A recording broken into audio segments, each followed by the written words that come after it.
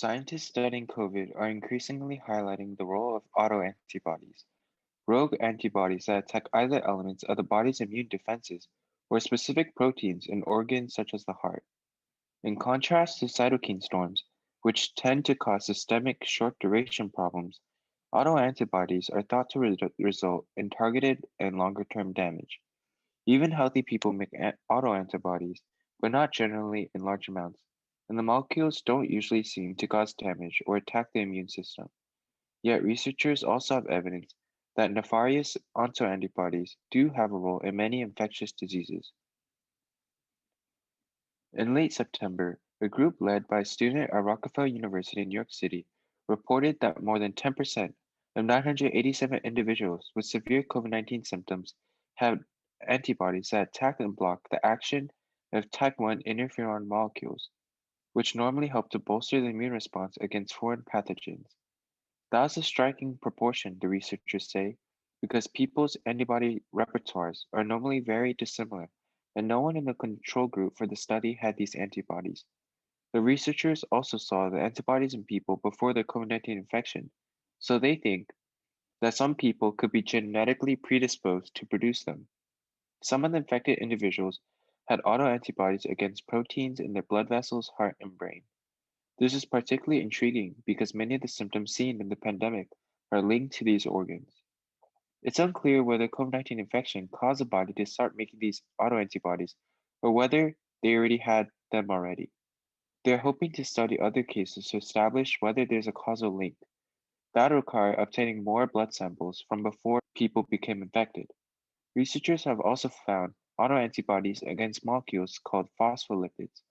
The largest such study, published November, found that 52% of 172 people hospitalized with COVID-19 had these autoantibodies. That's a real concern because some phospholipids are known to have a role in controlling blood clotting, which goes awry in COVID-19. In addition, scientists are still trying to understand the many ways in which COVID-19 can damage the brain. It's been clear since early in the pandemic that the infection could lead to blood clots that may cause a stroke. Some patients also suffer brain damage when their lungs can no longer provide enough oxygen. To understand other, less obvious mechanisms, though, scientists needed brain tissue from patients with COVID-19 who died. And early in the pandemic, they couldn't get that tissue because it was such an infectious organism.